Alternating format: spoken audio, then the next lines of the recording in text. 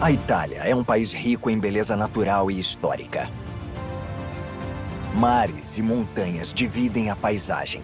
E essa diversidade natural é refletida na ampla variedade de construções, cada uma com um valor cultural significativo. Essa riqueza cultural pode ser vista nos castelos da Itália. Desde fortalezas robustas em promontórios elevados, a castelos de contos de fadas, quase submersos pela água. Essas construções imponentes funcionaram como bastiões de defesa, mas também como centros de poder político, econômico e religioso. E assim começa esta jornada pela Itália, vivenciando todo o esplendor dos majestosos castelos e fortalezas medievais do país. Castelos vistos de cima. Itália.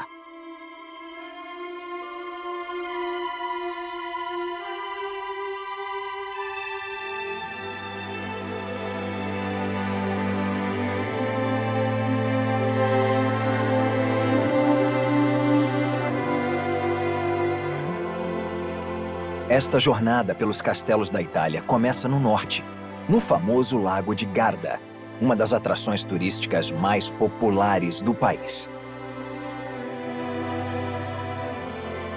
Ao sul do lago fica a península de Sirmione, e um dos castelos mais bonitos e diferentes da Europa.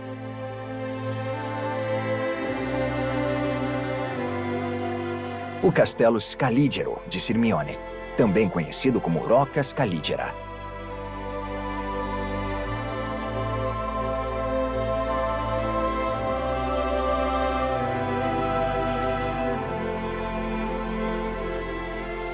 Esta magnífica fortaleza portuária ainda liga a península de Sirmione com a faixa de terra que se estende até o enorme lago, por meio de uma ponte levadiça.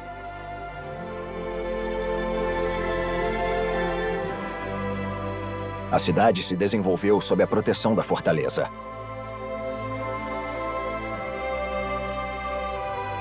No século XIII, Sirmione foi conquistada pela família Della Scala, de Verona, também conhecida como Casa Scaligero.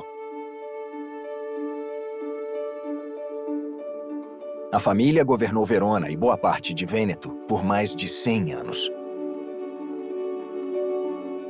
Foi Leonardino della Scala quem iniciou a construção do castelo para servir como ponte sobre a estreita faixa de terra. Ele também foi construído para defender o porto e os domínios da família ali perto, em Milão e Mântua. Mas a região de Garda se tornou o resort favorito das famílias ricas de Verona, que na época era a principal cidade romana no nordeste da Itália.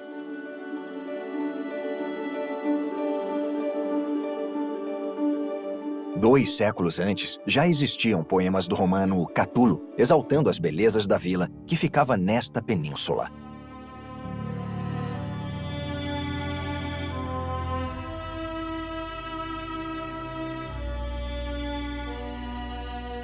Tudo é impressionante neste forte de frente para o lago. Desde o cais, defendido pelas muralhas, até as imponentes ameias finalizadas com defesas conhecidas como rabo de andorinha. Essa decoração é típica dos castelos construídos pela família Della Scala.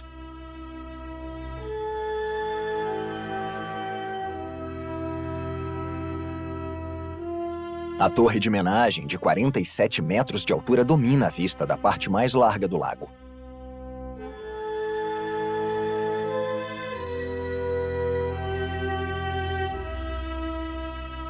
Na base, a torre esconde masmorras profundas. A umidade ali era tão grande que se tornava insuportável para os prisioneiros.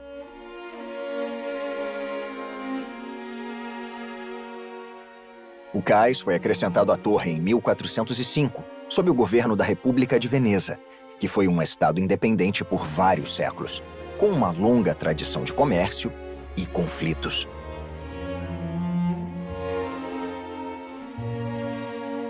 As muralhas têm uma passarela superior construída para cuidar da defesa. e uma passarela inferior para descarregar barcos.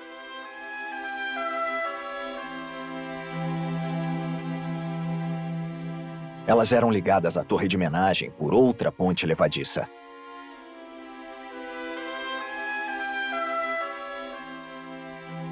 A doca, onde construíam e consertavam os navios, forma um fosso cercando o castelo, com muros que foram erguidos mais tarde e coroados com pontas de lança.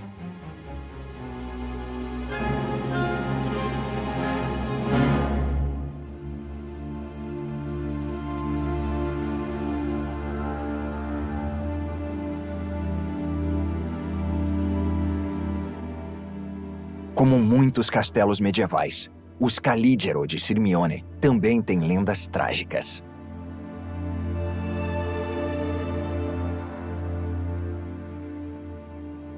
Dizem que dois jovens apaixonados, Ebengardo e a bela Arice, moravam felizes lá até a chegada de um soldado que matou a jovem por ela se recusar a ser seduzida. Ebengardo se vingou esfaqueando o soldado.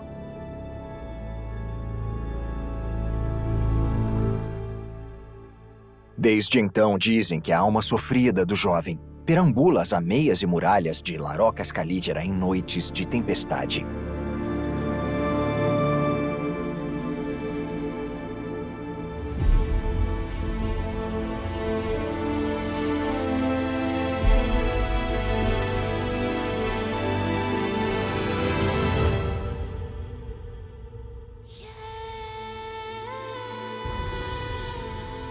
Este é um dos castelos mais bem preservados da Itália.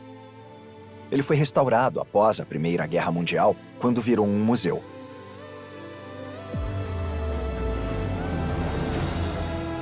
O castelo está entre as 20 atrações turísticas mais visitadas na Itália, com 300 mil visitantes por ano. Muitos deles passam o dia num dos vários passeios de barco que vão até Sirmione.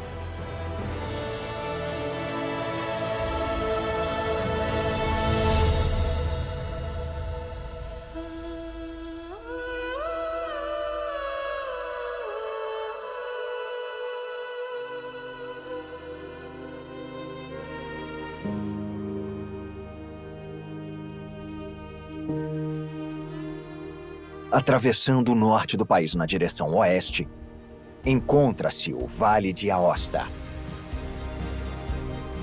Aqui, bem perto do túnel do Mont Blanc, que liga a França à Itália, fica o imponente castelo de Fénix, na comuna de mesmo nome.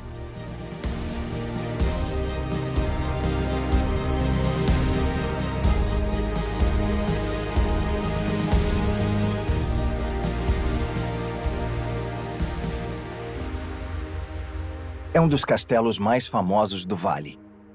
Por causa da arquitetura e das várias torres e ameias, ele se tornou uma das principais atrações turísticas da região.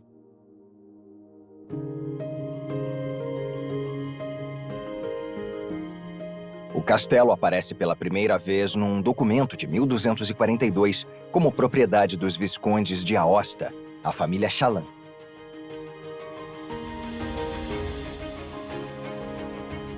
Naquela época, provavelmente era uma simples torre de homenagem cercada por muros.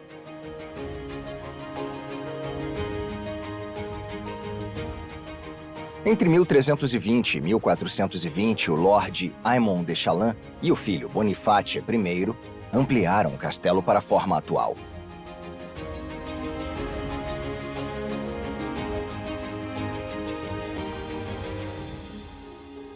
Ele foi construído para fins de defesa. Mas não existem referências históricas a grandes batalhas ou cercos.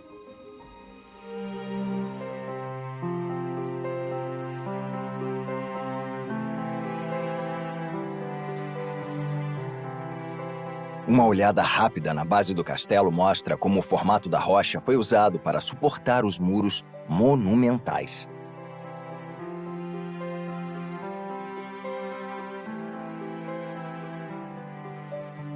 O núcleo central surpreende pelo design em forma de pentágono. Ao redor dele foi construída uma muralha externa, com um elemento comum aos castelos desta parte do país: rabos de andorinha em cima dos muros e nas ameias.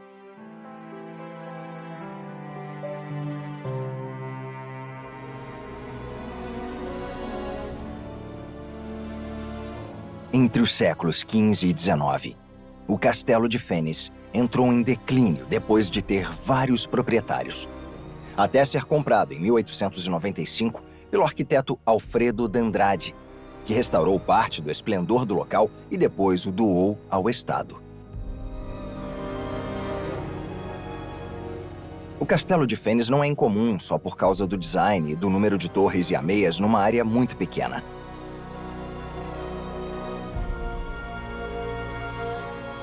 O pátio interno, apesar de bem pequeno, é impressionante.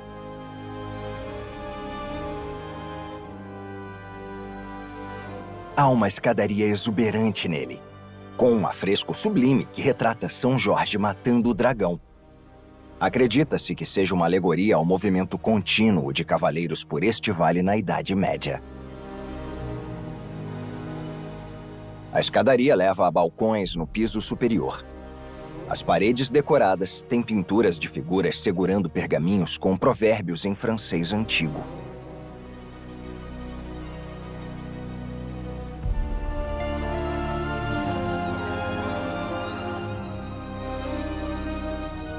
A proximidade com a França e o constante vai-vem de pessoas para a Terra Sagrada fez com que o Castelo de Fenice fosse um local de encontro para templários, membros do clero e profetas.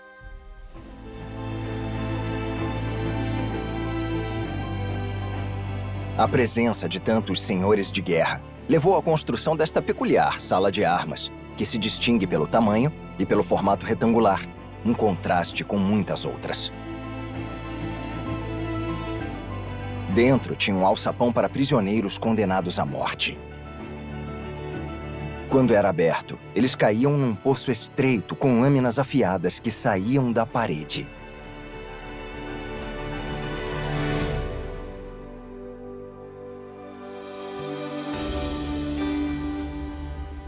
Hoje em dia, o Castelo de Fenice é uma das atrações turísticas da região e tem um museu interessante de móveis antigos coletados no Vale de Aosta. A capital do vale fica a apenas 15 quilômetros de distância.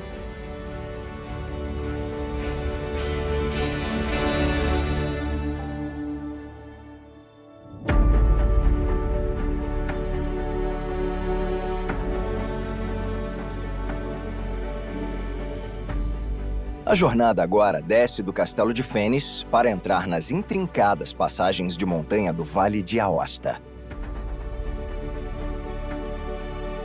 Dizem que quando Napoleão chegou ao desfiladeiro de São Bernardo a caminho de conquistar a Itália e viu o Forte de Bard à distância, ficou furioso.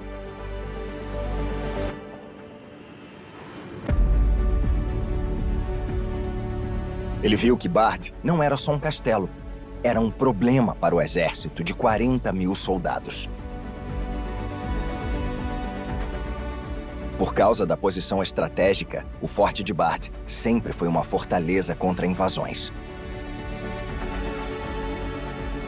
Ele é da época da Idade Média e é considerado a conquista mais imponente da arquitetura militar no Vale de Aosta.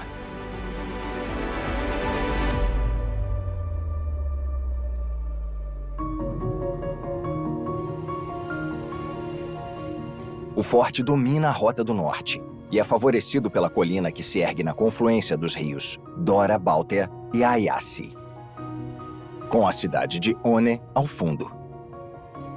Ele fica a 450 metros acima da cidade do vilarejo de Bard, um destino turístico atraente que ficou praticamente intacto durante séculos.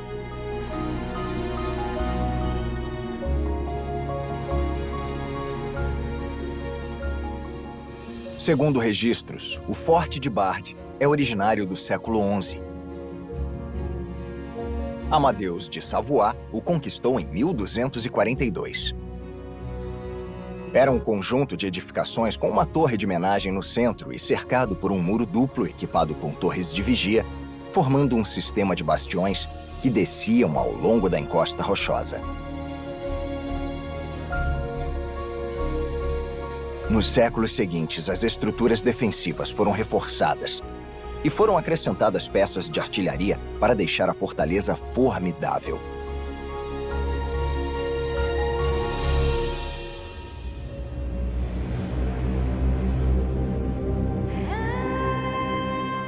Quando Napoleão chegou em 1800 e viu que qualquer tentativa de passar causaria milhares de mortes, ele ordenou um cerco ao castelo e às tropas austríacas que o defendiam. Ele posicionou artilharia nas montanhas ao redor, mas com muita dificuldade. O cerco durou 15 dias, até o forte acabar se rendendo. Napoleão ficou tão irritado com o tempo e o esforço gastos no cerco que mandou demolir tudo.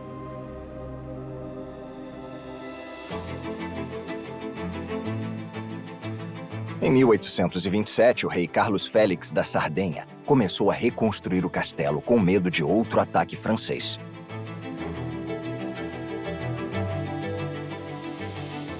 Três grupos de edificações foram erguidos em diferentes níveis sobre a antiga base. O Ferdinando na parte inferior, o Vitório no centro e o principal, Carlo Alberto, no cume. Esse sistema de estruturas autônomas, fortificadas com posições de artilharia, criou uma estratégia de defesa muito eficaz. Também foram construídos quase 300 quartos para as tropas e os comandantes militares, com capacidade para toda a população de Bard. Atualmente, esses quartos fazem parte de um charmoso hotel.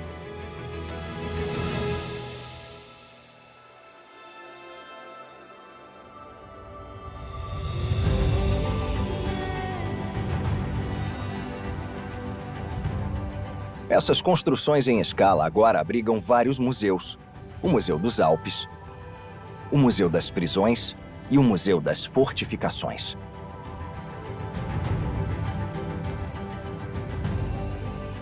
Um funicular com uma vista panorâmica incrível faz o transporte até o castelo.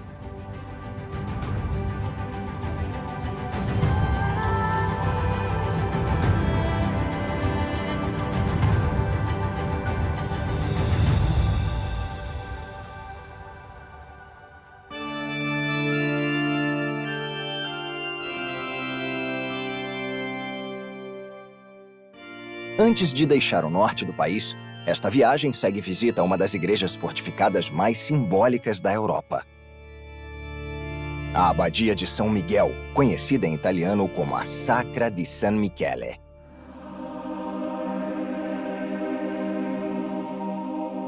Esta igreja exala beleza, charme e mistério. Um mistério que a envolve desde que foi construída, por volta do ano 1000 depois de Cristo.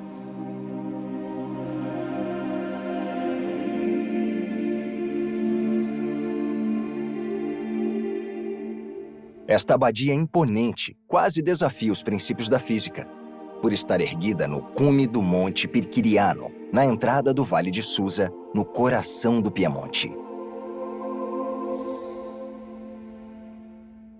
Situada numa altitude de 962 metros, ela parece ser uma extensão do pico de montanha onde está erguida.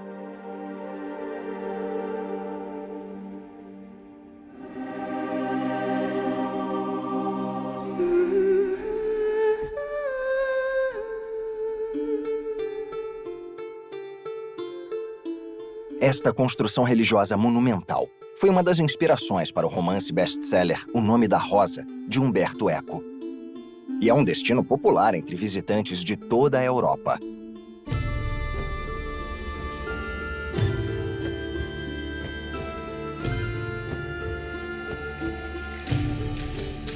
A lenda da fundação da Sacra diz que um eremita estava construindo uma capela em outro lugar do vale e ficou surpreso porque toda noite os materiais de construção que usava desapareciam. Até que uma noite ele ficou acordado e viu um grupo de anjos carregando o material até o topo do Monte Pirquiriano. Um sinal claro de que ele deveria construir a capela ali. Dessas ruínas foi erguida a igreja atual.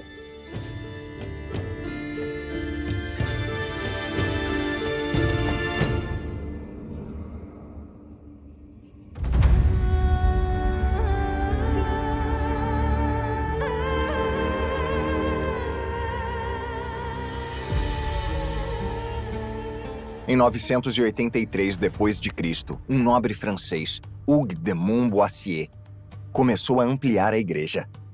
Depois de um desafio que o Papa de Roma impôs, quando o francês pediu perdão pelos pecados.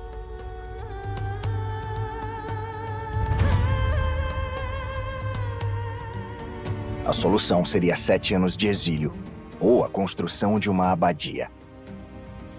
Então, ao voltar, ele ficou aqui para construí-la.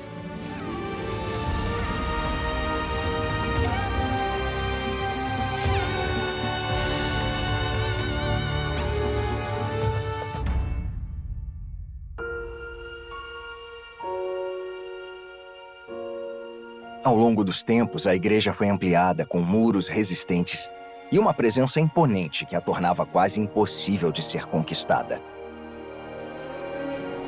Ela atingiu o pico do esplendor no século XII, quando se tornou um local de hospitalidade para peregrinos a caminho de Roma e um ponto de intercâmbio cultural para a nobreza.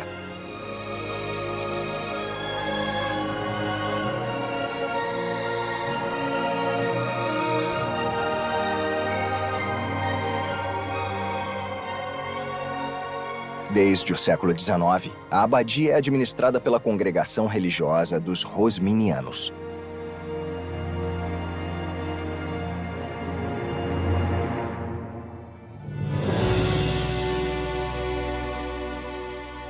Curiosamente, a Europa tem várias abadias dedicadas ao Arcanjo Miguel. Mas 7 delas formam uma linha reta no mapa que vai da Irlanda a Jerusalém. A linha inclui esta abadia aqui e mosteiros como Monte Saint-Michel, na França, e outros na Inglaterra e na Grécia. Essa linha imaginária é chamada de Linha de São Miguel. –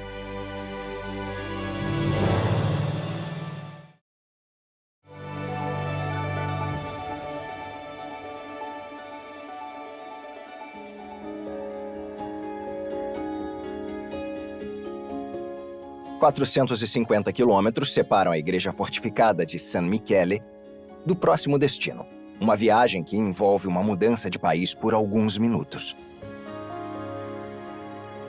Esta é a República de San Marino. Aqui fica o castelo de Guaita, também conhecido como La Rocca ou Primeira Torre.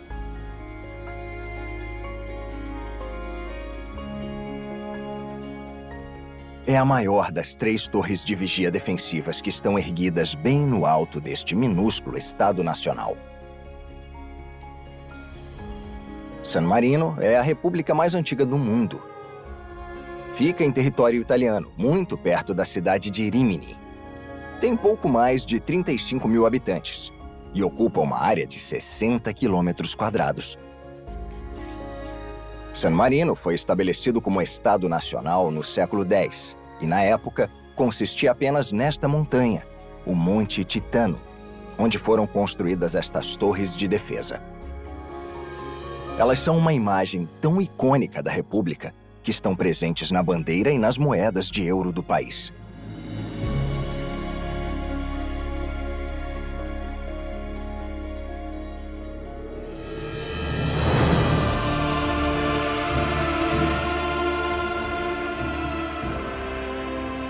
O Castelo de Guaita é uma das fortalezas mais antigas em território italiano. A estrutura inicial foi construída no século XI, diretamente na rocha, e sem nenhum tipo de fundação.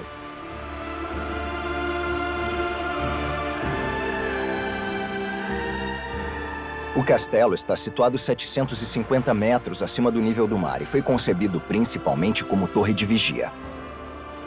Aliás, a palavra guaita significa observar no dialeto local.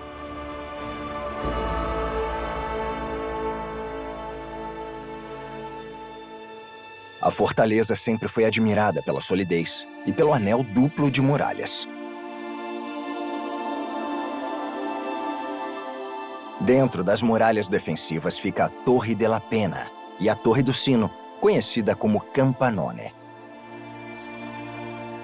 A Campanone é uma torre imponente construída em meados do século XVI. Ela era usada como alarme quando os sinos eram tocados com insistência, para avisar os cidadãos de um perigo iminente.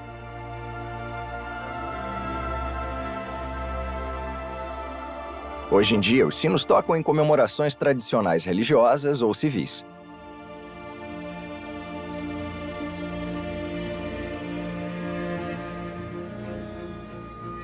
O castelo tem uma planta baixa em formato poligonal muito bem pensada. Entre a Torre do Sino e a Torre della Pena, tinha uma prisão que foi usada até 1970 e era para detentos cumprindo pena de menos de 6 meses.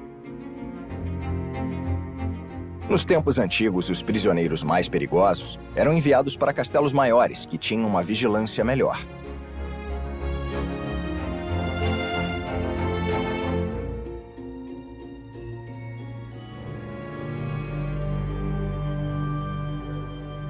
O Castelo de Guaita é o ponto de partida do Caminho das Bruxas, uma passagem estreita e murada que liga as 3 torres de defesa.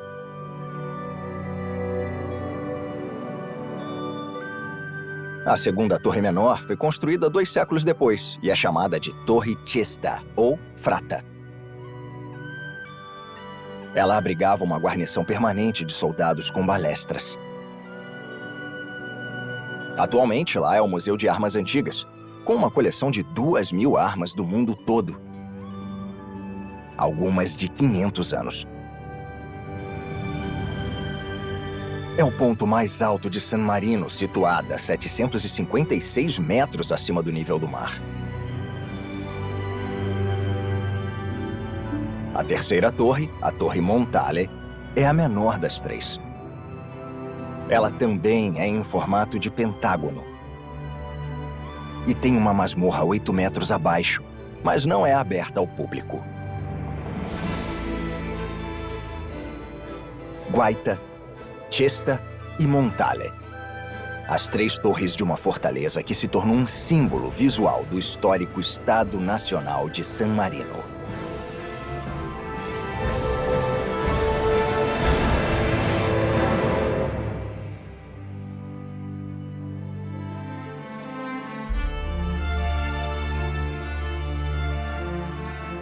A apenas 22 quilômetros da República de San Marino, na província de Rimini, fica uma fortaleza imponente e aparentemente impenetrável. É o Forte de San Leo.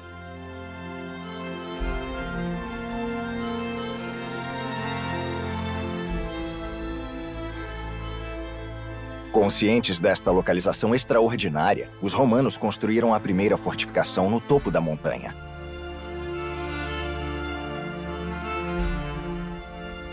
Na Idade Média, o forte foi muito disputado pelos povos bizantinos, godos, francos e lombardos. No século X, o último rei dos lombardos, Berengário II, ficou sitiado aqui por 2 anos. Impossibilitado de sair, ele deu ao castelo o nome de San Leo, capital do reino italiano.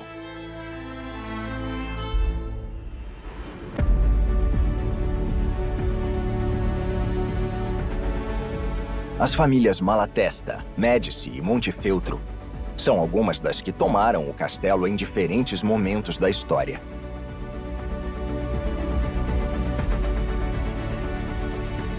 Diz a lenda que em 1444, o jovem ousado Federico da Montefeltro escalou um muro que era a única defesa desta parte do castelo.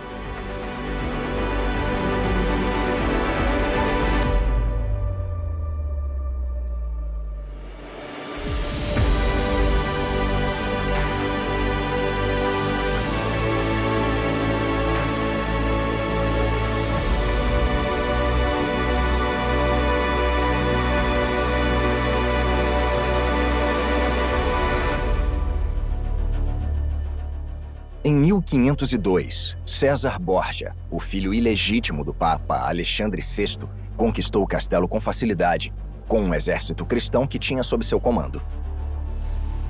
Mas lutas políticas constantes levaram a uma nova sucessão de proprietários da fortaleza.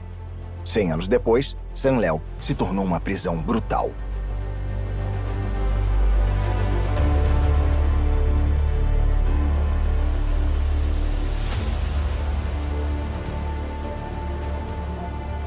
Diversos políticos e humanistas ficaram presos lá, incluindo Alessandro de Cagliostro.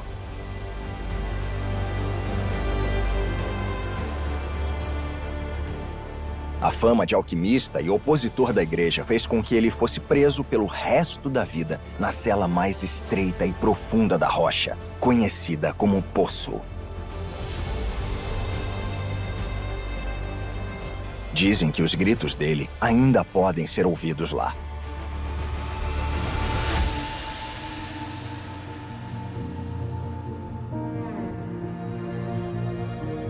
Por causa de tantos acontecimentos envolvendo personagens ilustres da história da Itália, o Forte de Sanleu se tornou um castelo icônico do país.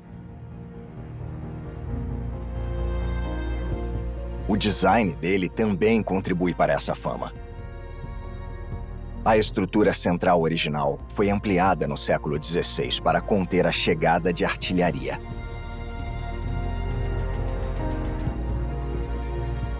Para isso, foi erguida uma linha dianteira entre duas torres enormes e de localização angular. Isso permitia atacar os invasores com fogo cruzado.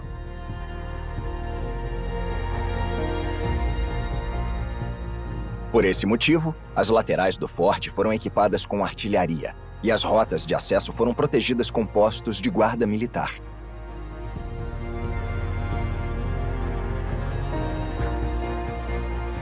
Isso fez a fortaleza ser o pilar de um sistema defensivo que se estendia por toda a rocha, proporcionando segurança para os habitantes da cidade de Sanleu.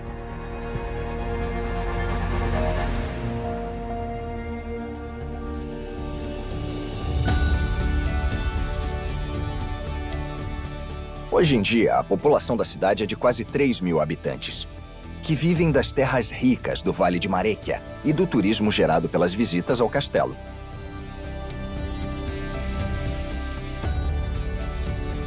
A cidade de Sanleu tem outros pontos de interesse cultural, como o antigo palácio da família Médici, que agora é um grande museu de arte sacra.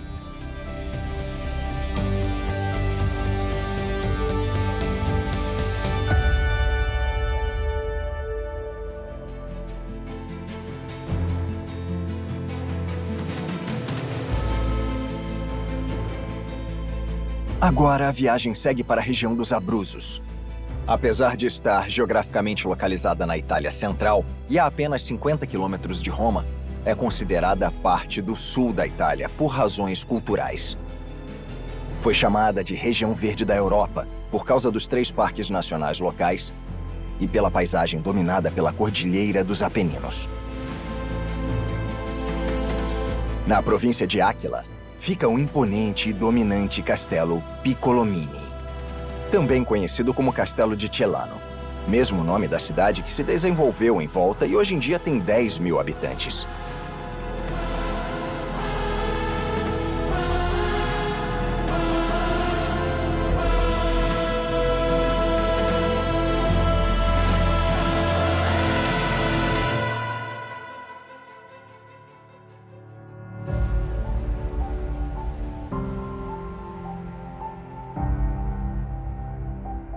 A fortaleza é um exemplo perfeito de arquitetura militar medieval e um símbolo da rica história, importância estratégica e herança cultural de Celano.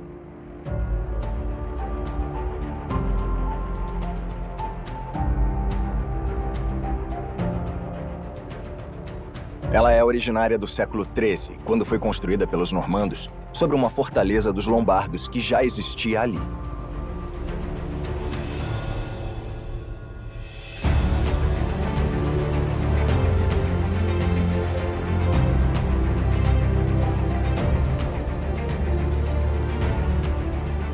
Depois, o castelo foi propriedade de diversas famílias nobres, incluindo a Médici e a Piccolomini.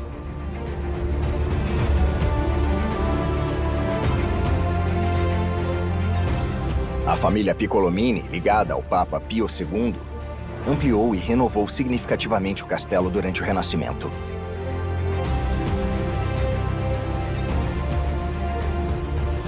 Essa era uma das famílias mais importantes da Toscana e tinha grande influência como banqueira da Cúria Papal em Roma a partir do século XII.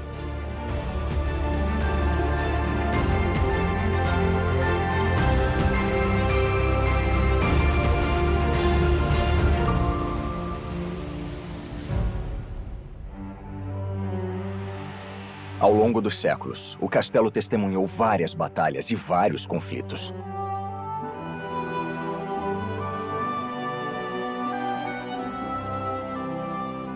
A presença de um revelin, que é a fortificação triangular localizada à frente da muralha principal, confirma o propósito defensivo da construção.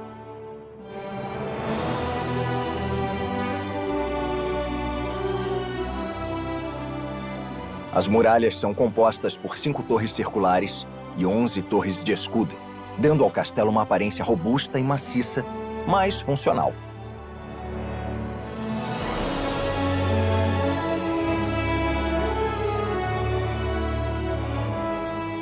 O interior do castelo foi organizado ao redor de um poço, com 2 andares de galerias em arco que dão uma aparência externa mais suave.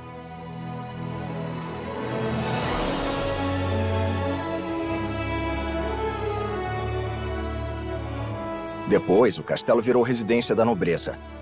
Hoje em dia, ele tem um museu de arte sacra e uma extensa coleção de antiguidades.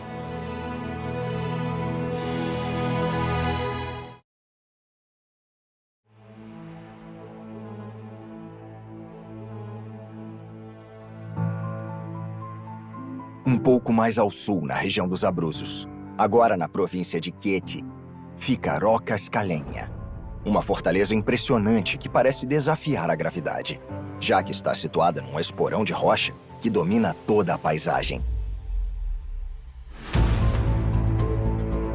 Alguns dizem que ela parece a carranca de um grande galeão. E parece mesmo que foi construída numa rampa apontando para o céu.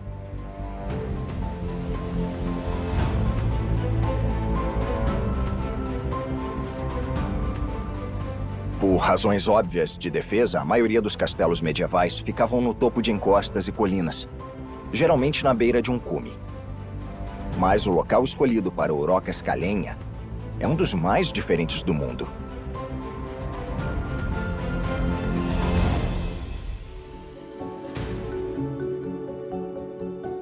Os lombardos devem ter pensado nisso quando chegaram do norte da Itália em 600 depois de Cristo.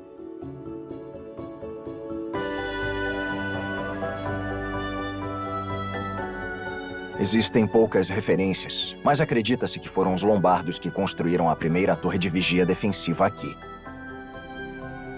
Só foram encontrados mais registros sobre o castelo após 1525, quando um documento escrito menciona alguns acréscimos estruturais feitos para acomodar diversas peças de artilharia.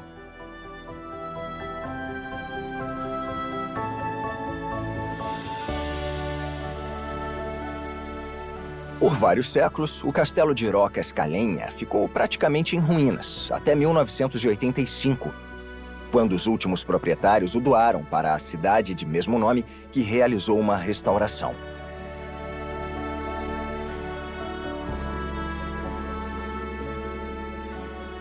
Graças a isso, hoje é possível ver a escadaria íngreme que leva da capela de São Pedro à entrada, o que restou da ponte levadiça e um grupo de torres que estão distribuídas ao longo da rocha.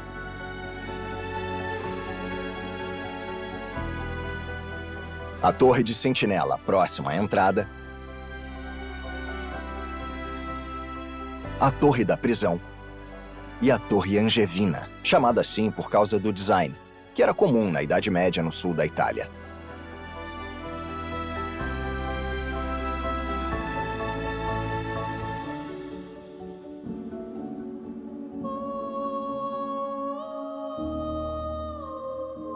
Quase todos os 1.300 habitantes de Rocascalenha conhecem a lenda que foi passada de geração em geração sobre o Barão Corvo de Corvus e a Ordem de Ius Primei Noctis, também conhecida por Direito do Senhor.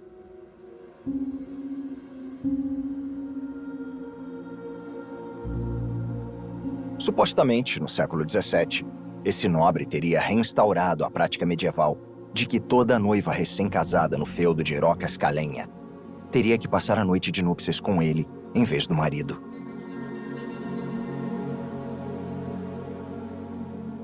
Não se sabe se foi uma noiva ou um marido disfarçado de noiva que esfaqueou o barão no leito nupcial.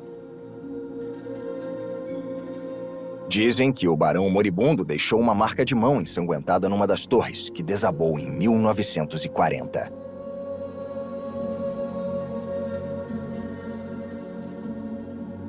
Tentaram tirar a mancha de sangue da pedra, mas ela continuou a reaparecer.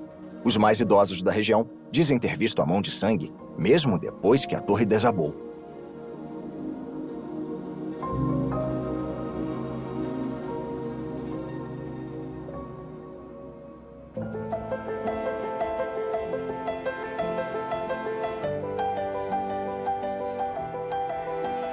O castelo de Rocascalenha se tornou um símbolo dos Abruzos. A torre de vigia, construída para observar tudo a partir da posição elevada, é hoje o ponto mais visitado da região.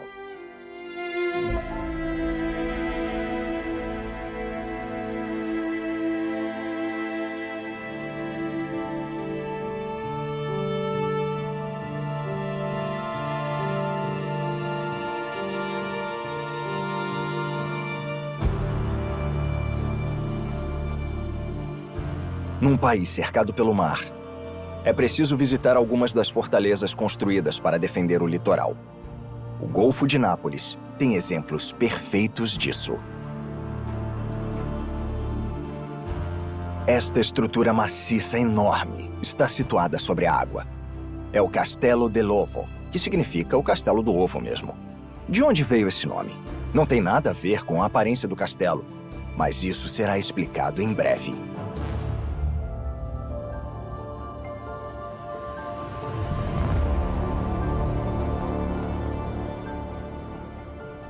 O forte estende a cidade de Nápoles até o mar. E mais do que isso, é uma cidadela com histórias ligadas à presença de diferentes civilizações: gregas, romanas, normandas, árabes e espanholas.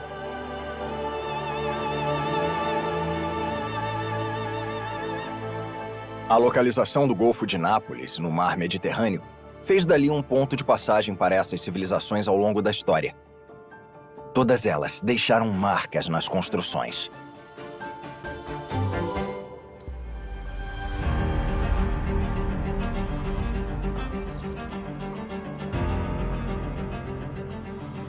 Foram os gregos que fundaram um assentamento na ilha, chamada de Megáride, que se tornou a pequena península onde o castelo está situado.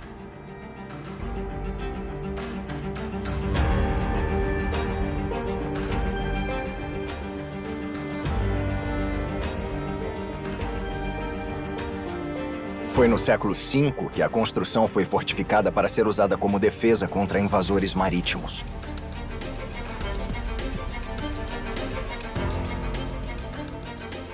Quando tropas do Império Romano passaram por aqui, o local foi transformado numa prisão.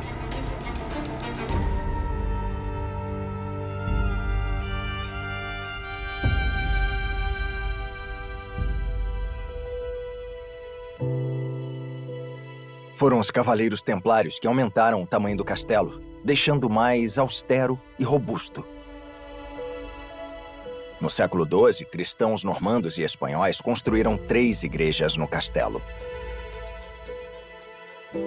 Acredita-se que uma delas, dedicada a São Sebastião, esteja sob um dos grandes cômodos internos, mas isso não é confirmado.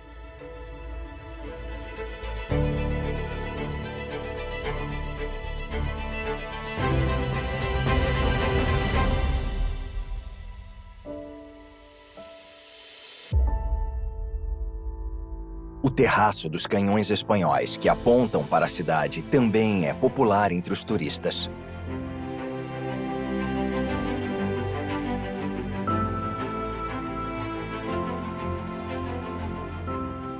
E por que é chamado de Castelo do Ovo? Diz a lenda que o nome se deve ao poeta e astrólogo Virgílio, que morou em Nápoles no século I a.C. Segundo a lenda, Virgílio deixou um ovo escondido em algum lugar das fundações do castelo para proteger as fortificações.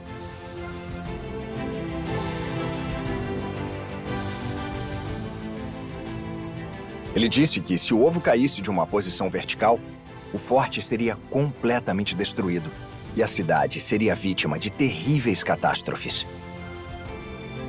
Se a lenda for verdadeira, o ovo deve ter ficado intacto, porque o Castelo do Ovo ainda domina a paisagem do Golfo de Nápoles.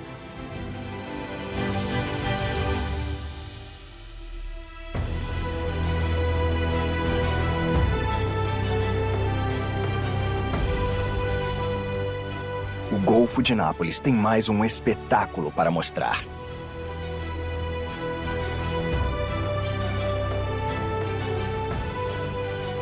O Castelo Aragonês.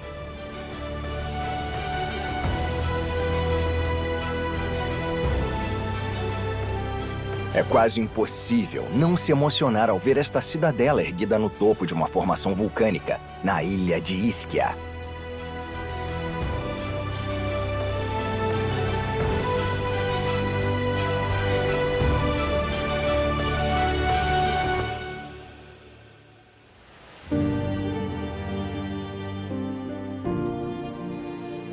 No ano 500 a.C., Hierão I de Siracusa teve o bom senso de colocar a primeira pedra do que se tornaria uma fortaleza cobiçada por todas as civilizações ao longo da história.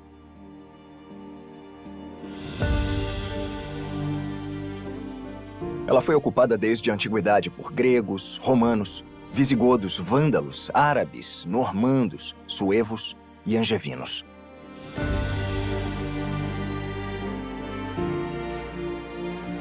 O castelo já foi acampamento militar, posto de vigilância, um palácio, uma prisão e um mosteiro.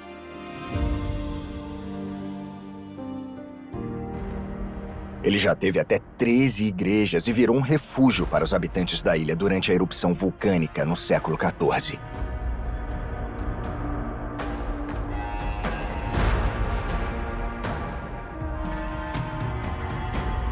O nome Aragonês vem da conquista da ilha pelo rei espanhol Afonso V de Aragão, no século XV. Ele foi o responsável pela construção dos muros fortificados e pela substituição da passarela de madeira que conecta a fortaleza a Ischia por uma ponte de pedra de 220 metros de comprimento.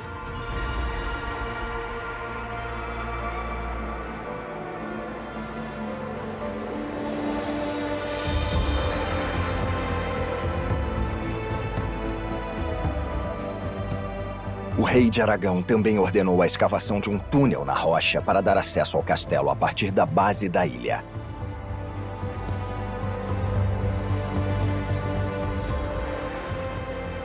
O túnel tem 400 metros de comprimento e clarabóias para fornecer iluminação ou para derramar óleo fervente no caso de uma invasão. Mas durante esse período da história, a cidadela desfrutou de longos períodos de paz, depois que o castelo se tornou um ponto de encontro cultural e um local de culto religioso.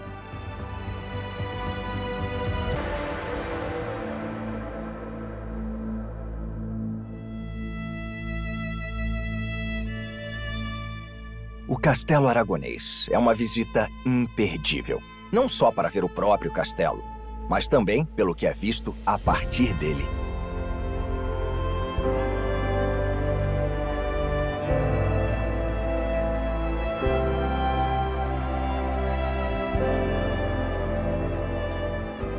Os turistas podem desfrutar da vista deslumbrante da ilha.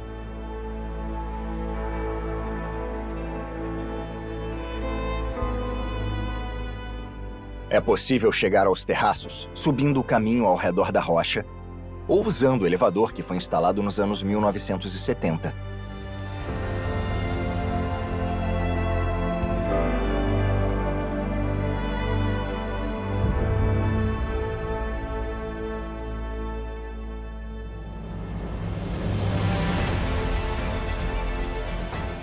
Sem dúvida, a Itália é uma referência de cultura e história, com mais de 40 mil construções reconhecidas mundialmente como joias arquitetônicas.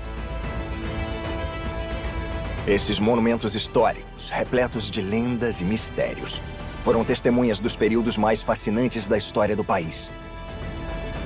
Este episódio fez uma viagem de norte a sul, visitando uma coleção de fortalezas defensivas no topo de montanhas, castelos românticos cercados por lagos ou mares, igrejas fortificadas por decreto de Deus e bastiões que desafiam a natureza há séculos. Os castelos da Itália são como pequenos presentes que a cultura e o povo do país compartilharam com o mundo ao longo da história. E eles estão aqui para serem apreciados e vistos de cima.